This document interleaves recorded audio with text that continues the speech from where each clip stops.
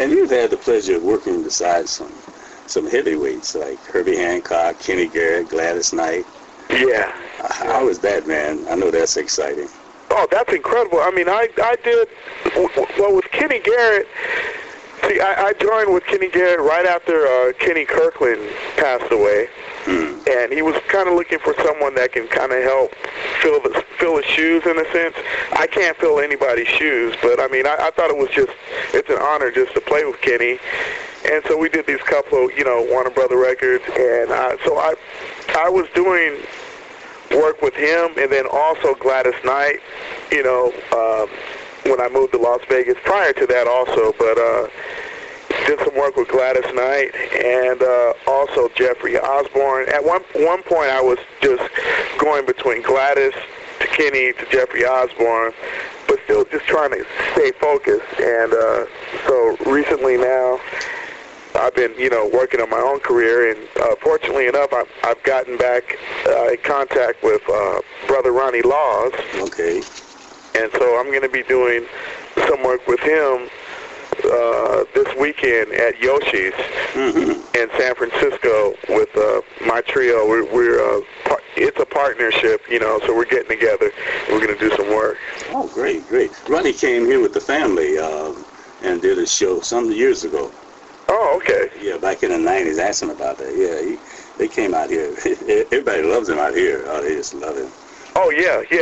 I think I did a show in Waikiki with Ronnie Laws. No kidding. Family. It was with Eloise and Deborah. And Right. Whole family, yeah. Yeah. Hey, listen, I want to ask you this. Like you was talking about, you started at 4 years old, right, playing the drum. Right. And I see here that your mom was telling me that you work, right now you're teaching, you're working with kids, right? Yeah. Okay, what do you do? What are you teaching them? Well, what I do a lot with kids is I really, kind of my motto, my poster boy kind of a motto is victory over violence. And it's something that everybody's done. I mean, a lot of people, they've dealt with that in a situation with, schools, where, why are you taking instruments out of the schools, Now the kids have an option to go out in the street and buy a gun or, just crazy and do different things. I think, sometimes, if you have, not only just having an instrument, but just at least having a knowledge, because there isn't anything talking about like jazz history in school. There's a small paragraph in the book or whatnot. Right. But anything that helps them listen to music, which is a universal language in itself, and especially jazz, because it is America's one and truly only art form. You know what I mean? Of course. I think it helps kids keep their grades up and do things like that. And that's basically what I've been doing. Every now and then I go to schools and teach and do what I can. But mainly, I've been playing, well, like this club I've been playing at out here, it's right across the street from UNLV. Okay. So the children and the students with the jazz department, they always come over and, they want to hear us play, and then I get a chance to talk to them and just kind of... And say it 4 and 3 that have a gifted interest in music. I would assume that there are a lot of them out there. Right. What percentage do you think we're missing? Those kids don't get the opportunities that you got. I think a lot of it is based on. It has to do with family. But it also has to do with society. One thing I learned from Gladys Knight, she always said, back in the day, when a kid is doing something wrong, it's like, the parents gave so-and-so down the street was like, hey, you know what? You need to check on this person. Right.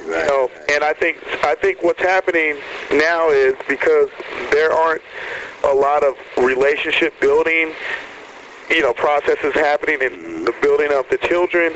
And, if somebody hears something about jazz from Wynton Marsalis, and then from Mulgrew Miller, and then from Kenny Garrett, and then from, like, Ronnie Laws, and then from, like Gladys Knight, or, Bubba Knight, like other, you know, hearing different things from different individuals, and it doesn't even have to be jazz, but like R&B or whatnot. I mean, just to make sure that they're grounded, I think everything will be okay. But I think the process where it really starts to stop, it has to do with their environment and how they're raised.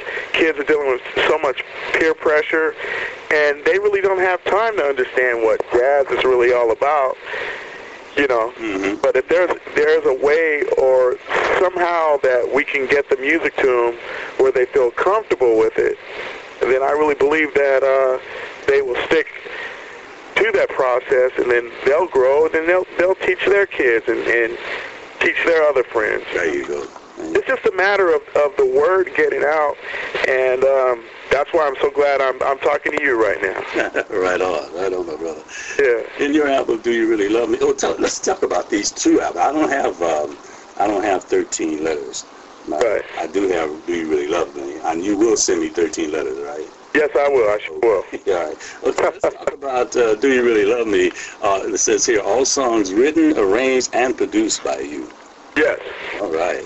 So, all the songs you wrote, Queen Brown, Butterfly, Unequivocally So, Love, Do You Really Love Me, Ronnie, It's Cool to Me, and how you pronounce it, Sabor de la Musica? Yes, Sabor de la Musica, yeah.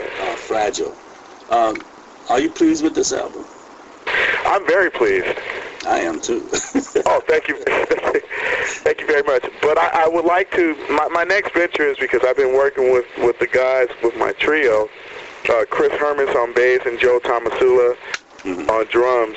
And I've been, working on this trio, VBT. Like if you go to vbtjazz.com, that kind of gives a little bit more information because I've been dealing with like Fender Rhodes. And I think maybe there's just one song on VernellBrownJr.com. I don't know for sure. But I've been really working on something, and I want to do a complete straight-ahead record. You know what I mean? Right. What I did was it was urban mixed, and rightly so.